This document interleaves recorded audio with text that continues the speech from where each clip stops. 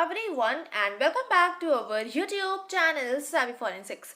So friends, आज के इस वीडियो में हम बात करने वाले हैं डेथ इन्वेस्टिगेशन के सेकेंड पार्ट पर, जहां पर हम डिस्कस करने वाले हैं मोड ऑफ डेथ के बारे में कि जो डेथ होती है उसके क्या क्या मेथड्स हो सकते हैं, क्या क्या मोड हो सकते हैं। ठीक है, इससे पहले जो इसका फर्स्ट पार्ट आया था वहां पर हमने बात करी थी कि डेथ क्या है और उसके कितने टाइप्स होते हैं, उसका क्लासिफिकेशन किस किस बेसिस पर करते हैं। ये सारी चीज़ों को हम प्रीवियस वीडियो में ऑलरेडी डिस्कस कर चुके हैं, तो आपने नहीं देखा है तो उसको ज़रूर से जाकर देखिएगा। और अभी आज का जल्दी से वीडियो स्टार्ट कर लेते हैं। तो यहाँ पर हम समझेंगे मोड ऑफ डेथ। तो जो मोड ऑफ डेथ होता है, बेसिकली मोड ऑफ डेथ का मतलब है कि अगर किसी इंडिविजुअल की डेथ हो रही है तो उसके क्या क्या पॉसिबल रीज़न हो सकते हैं। तो पॉसिबल रीज़न तो बहुत सारे हो सकते हैं, बट उसमें से जो मेजर कॉज रहता है वो आपके 3 होते हैं।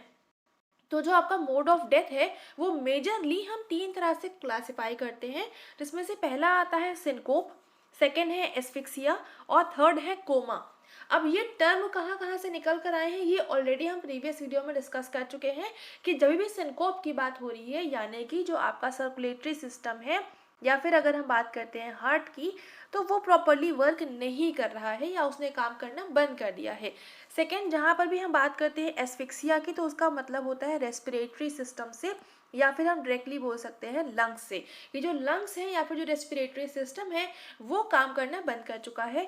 और जब भी हम बात करते हैं कोमा की, तो कोमा जो रहता है वो नर्वस सिस्टम से रिलेट करता है, या फिर हम कह सकते हैं कि जो ब्रेन है वो प्रॉपरली वर्क करना बंद कर चुका है, या फिर जो न्यूरॉन्स हैं, जो नर्व्स हैं, वो अपने सेंसेस को शो नहीं कर रही हैं, वो काम करना बंद कर चुकी हैं। तो ये आपका टर्म जो है कोमा आपका रिलेटेड होता है इससे। ठीक है, तो ये 3 तरह के आपके मोड हो सकते हैं। उम्मीद करती हूँ इतना आपको क्लियर होगा, क्योंकि ये सारी चीज़ें हम प्रीवियस वीडियो में हल्का हल्का डिस्कस कर चुके थे। अब इन्हीं तीनों टर्म को थोड़ा सा और डिटेल में जाकर हम समझने वाले हैं। ठीक है, यहाँ पर सबसे पहले अगर हम बात करते हैं सिनकोप की, जो सिनकोप है वो क्या है। तो सिनकोप का मतलब होता है कि जो हार्ट है, बहुत देर से हम यही चीज़ बात कर रहे हैं कि जो हार्ट है वो काम करना बंद कर देता है। तो सिनकोप में स्पेशली जो सडन स्टॉपेज होता है हार्ट की फंक्शनिंग का, सडन स्टॉपेज आपका सिनकोप कहलाता है। यहाँ पर इसको हम फेल्योर ऑफ हार्ट से भी डिनोट कर सकते हैं, सिनकोप को हम फेल्योर ऑफ हार्ट भी कह सकते हैं। ठीक है, अब इसके बाद में ये जो आपकी कंडीशन रहती है फेलियर होने की, तो उसके क्या क्या रीज़न होते हैं। तो इसके अलग अलग रीज़न हो सकते हैं, जैसे कि हैमरेज हो गया, वेसोवेगल शॉक हो गया, एस्थीनिया हो गया। तो ये 3 आपकी कुछ कंडीशंस होती हैं। हैमरेज का मतलब होता है एक्सेसिव लॉस ऑफ ब्लड, बहुत ज़्यादा ब्लड का लॉस हो जाना। और ये जो आपका हैमरेज होता है, यहाँ पर जो ब्लड का लॉस हो रहा है वो बॉडी के बाहर नहीं हो रहा है, इंटरनल ब्लीडिंग हो रही है, यानी कि जो भी डैमेज हुआ है वो बॉडी के इंटरनल ही हुआ है, बॉडी के अंदर ही हुआ है। और उसमें जो ब्लड का लॉस हो रहा है वो बॉडी के इंटरनल पार्ट्स में ही आपका ब्लड का फ्लो हो रहा है। तो ये चीज़ इस तरह की जो आपका एक लॉस होता है ब्लड का, जो कि एक्सेसिव लॉस कहलाता है, ये आपकी इंटरनल ब्लीडिंग होती है। और जब एक्सेसिव लॉस होता है तो वो आपका कहलाता है हैमरेज। ठीक है, तो ये हो गया आपका हैमरेज। इसके बाद में नेक्स्ट अगर हम बात करें वेसोवेगल शॉक की, तो वेसोवेगल शॉक क्या होता है, जो वेगस नर्व होती है, वेगस एक तरह की नर्व होती है जो कि स्टिमुलेट करना बहुत ज़्यादा कर देती है, यानी कि जो उसका स्टिमुलेशन होता है वो बहुत ज़्यादा अमाउंट में हो जाता है, जिसकी वजह से जो हार्ट के फंक्शंस होते हैं उनका स्टॉपेज हो जाता है। तो ये हो गया आपका वेसोवेगल शॉक। नेक्स्ट अगर हम बात करें एस्थीनिया की, तो एस्थीनिया में क्या होता है कि जो हार्ट मसल्स होती हैं वो अपनी पावर को खो देती हैं, क्योंकि जैसे कि जो हार्ट रहता है उनकी मसल्स आपने सुनी होगी कि वो हर समय आपकी उनकी में मूवमेंट होता रहता है। अब वो जो पावर होती है मूवमेंट होने की, तो वो पावर ही उनकी ख़त्म हो जाती है, क्योंकि जो हार्ट की मसल्स होती हैं वो थोड़ा सा स्टिफ होने लगती हैं, तो उनकी जो मूवमेंट करने की पावर होती है वो पावर ख़त्म जब हो जाती है तो वो कंडीशन कहलाती है आपकी एस्थीनिया। ठीक है, तो ये कुछ आपकी कॉमन सेट चीज़ें थी। इसके अलावा और बहुत सारी चीज़ें रहती हैं जो कि हार्ट से रिलेटेड होती हैं, बट उतना आपको इम्पोर्टेंट नहीं था, तो मैंने जितना आप रेलिवेंट था वो यहाँ पर इंक्लूड कर दिया है। ठीक है, तो ये आता है सारी चीज़ें आपकी सिनकोप में। अब सिनकोप हुआ है कि नहीं हुआ है, तो उसके सिम्टम कैसे पता चलेंगे आपको। तो सिम्टम्स की बात करें तो जो फेस होता है और जो लिप्स होते हैं वो, उनमें आपको येलोनेस देखने को मिलेगी। ठीक है, तो ये चीज़ आपको रहेगी, थोड़े से येलो हो जाएंगे।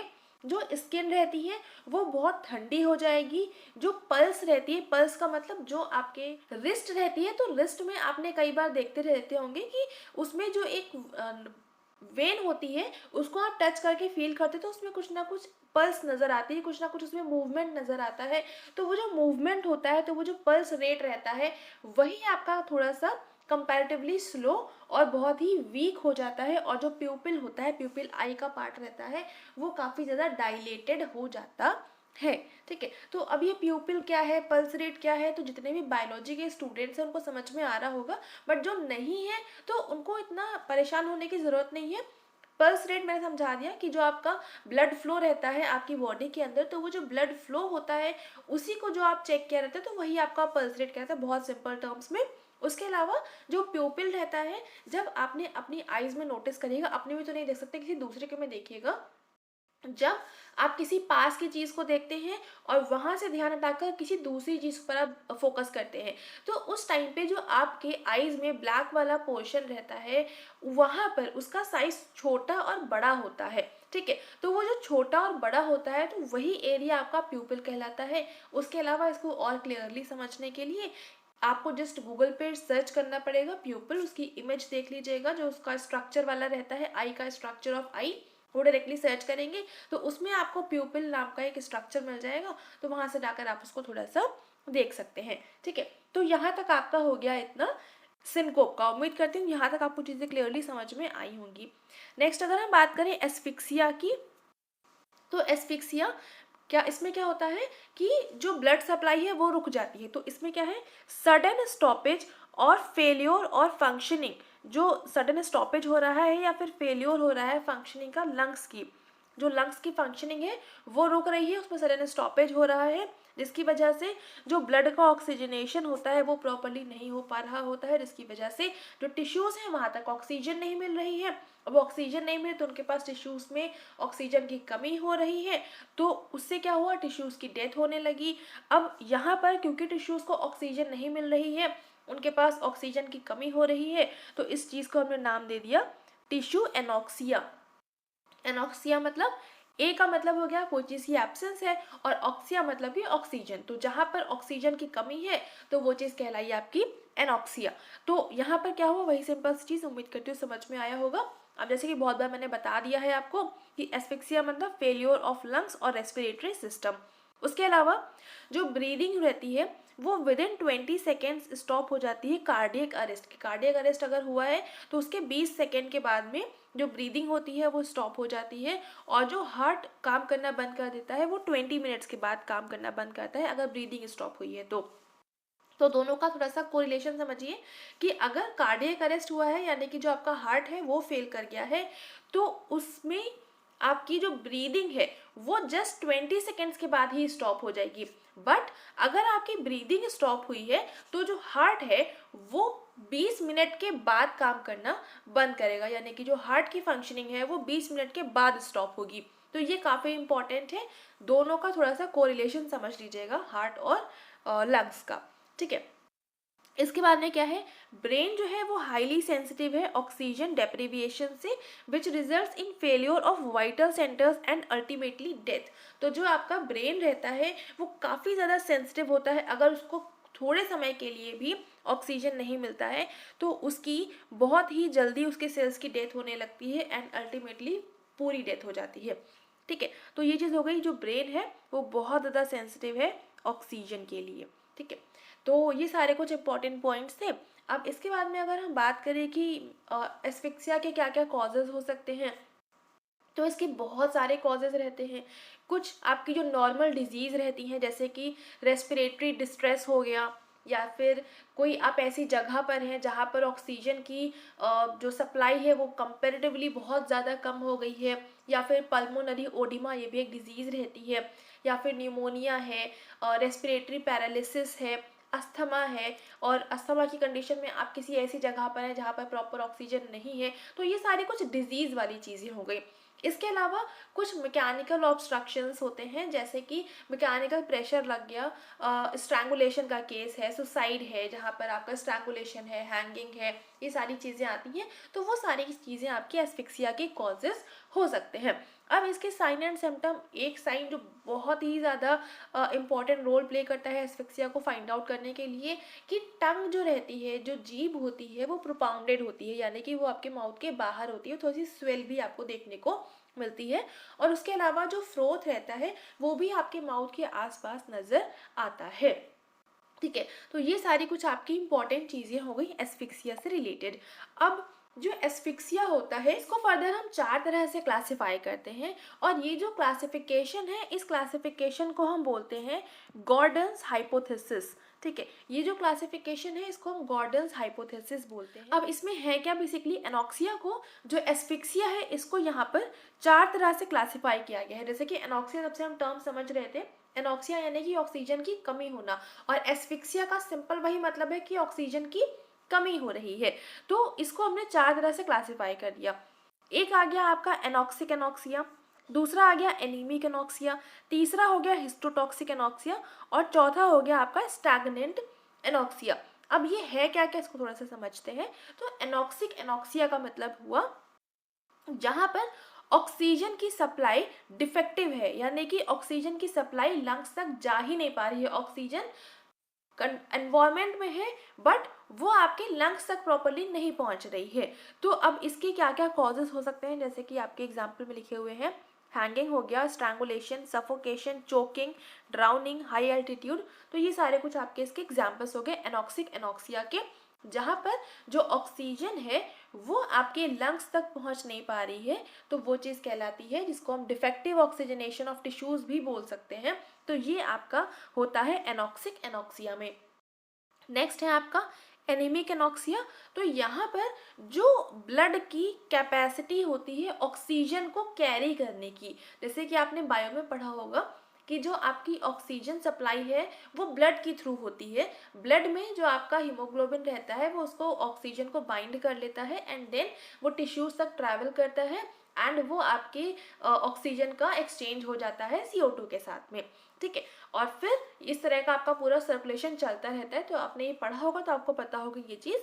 तो जो अब इसमें होता क्या है एनीमिक एनॉक्सिया में, कि जो ब्लड की ऑक्सीजन को कैरी करने की कैपेसिटी होती है वो कैपेसिटी ही कम हो जाती है। तो उसकी वजह से प्रॉपर ऑक्सीजनेशन टिश्यूज तक नहीं हो पा रहा होता है, यानी कि जो टिश्यूज हैं उन तक प्रॉपर ऑक्सीजन नहीं पहुंच पा रही होती है। अब इसमें इसके एग्जाम्पल अगर हम बात करें, तो अगर कार्बन मोनोऑक्साइड की पॉइजनिंग हो रखी है या फिर एक्सैंग्विनेशन है, तो वो सारे कंडीशंस में आपका एनीमिक एनॉक्सिया होता है।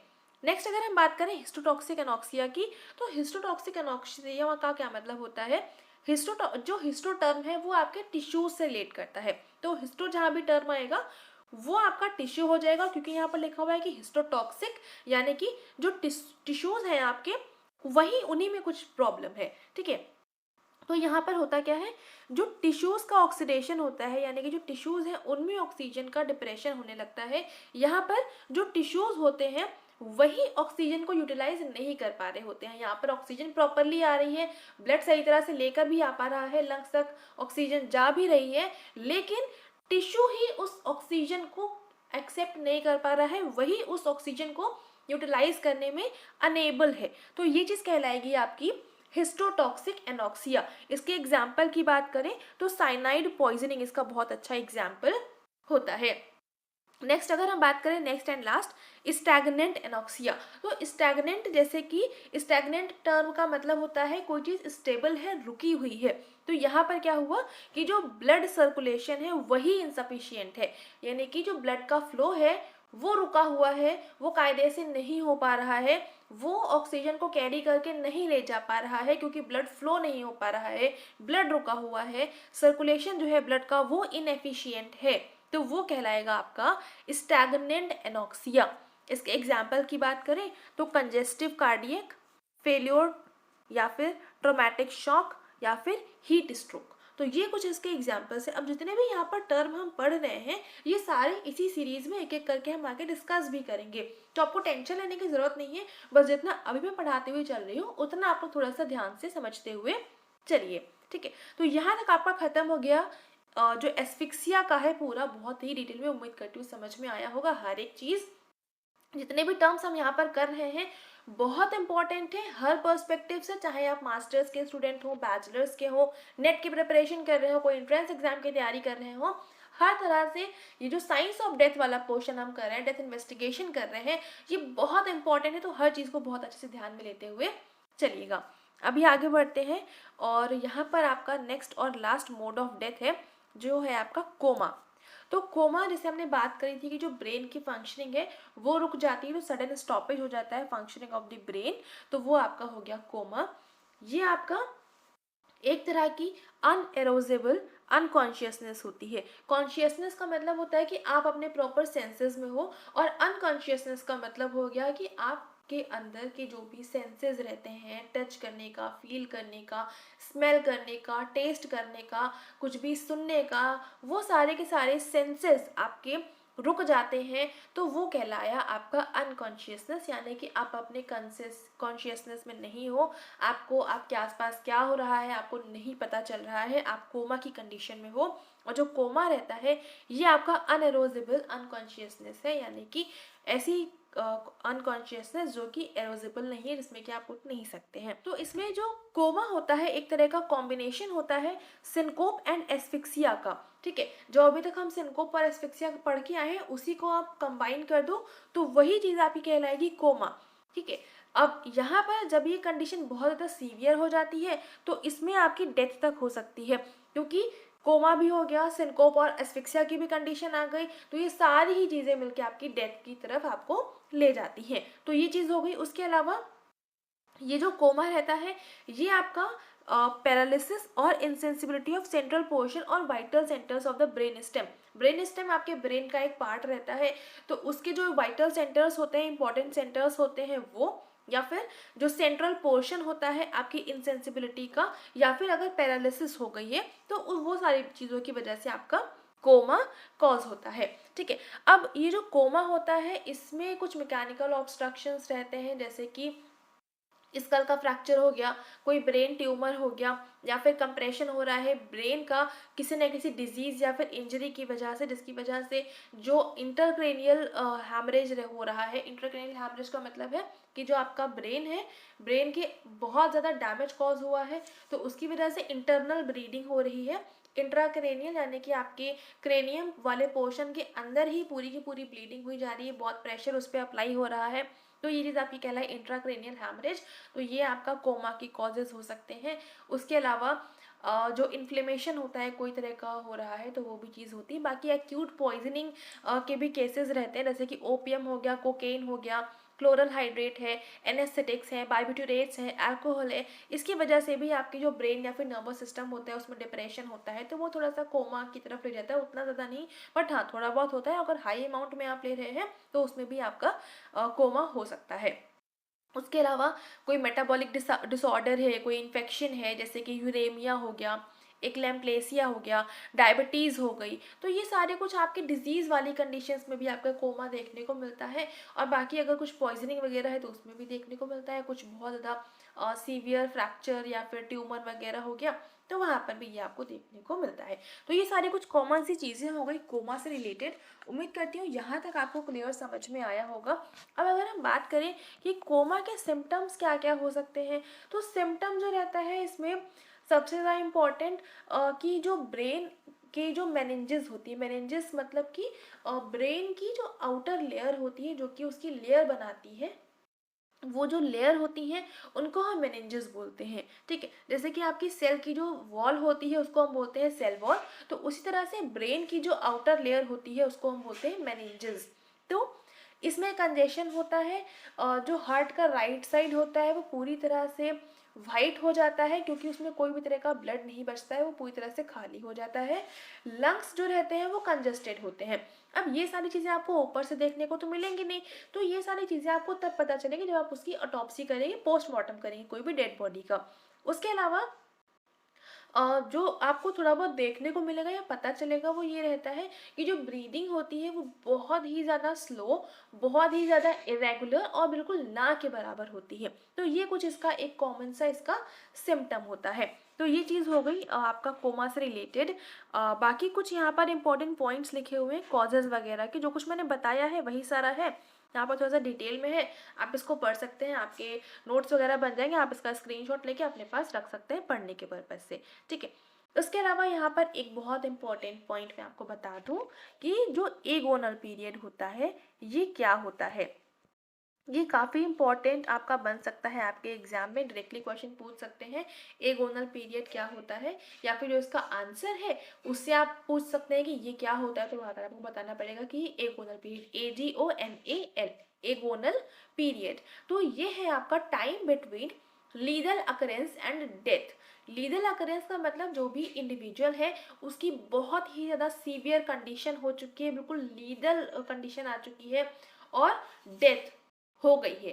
तो इन दोनों के बीच का जो टाइम पीरियड रहता है, जो टाइम ड्यूरेशन रहता है, उसको हम बोलते हैं एगोनल पीरियड। मतलब कि किसी इंडिविजुअल की, मान लीजिए ये एक पर्सन है, ये है, इस कंडीशन पे इसकी डेथ हो चुकी है, कोई भी तरह के सेंसेस नहीं बचे हैं, तो ये हो गई आपकी डेथ।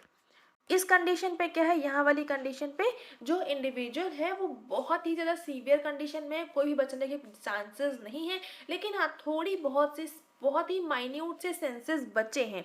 ठीक है, तो यहाँ पर बहुत ही माइन्यूट से सेंसेस हैं। तो ये चीज़ आपकी हो गई लीगल अकरेंस। अब इन दोनों के बीच का, यानी कि लीगल अकरेंस से डेथ की तरफ मूव करने तक, इसके बीच में जितना टाइम रहता है वो पीरियड आपका कहलाता है एगोनल पीरियड। ठीक है, तो ये काफ़ी इंपॉर्टेंट है, इसको थोड़ा सा ध्यान में रख लीजिएगा। और यहाँ पर हमने मोड ऑफ डेथ के बारे में पूरा पढ़ लिया है, उम्मीद करती हूँ क्लियरली आपको समझ में आ गया होगा। अब इसके बाद में जो डेथ के साइन होते हैं कि किस तरह से आपको पता चलेगा जो टाइम पीरियड है वो कितना बीता है, क्या है, वो सारे के सारे अपने नेक्स्ट वीडियो में हम कवर करेंगे। और यहाँ पर अभी इस वीडियो को करते हैं एंड। उम्मीद करती हूँ सब कुछ समझ में आ गया होगा, वीडियो पसंद आ रहा है और सबको समझ में आ गया है तो वीडियो को लाइक ज़रूर से कर दीजिएगा, अपने फ्रेंड्स के साथ में शेयर कर दीजिएगा ताकि उन तक में ये वीडियो पहुंच सके और वो लोग भी इस टॉपिक को बहुत ही अच्छे से समझ सके। ठीक है, एंड चैनल पर नए हैं, पहली बार आए तो चैनल को सब्सक्राइब ज़रूर से कर लीजिएगा, अपने फ्रेंड्स के साथ में शेयर करना मस्ट है। And thank you so much for joining me here.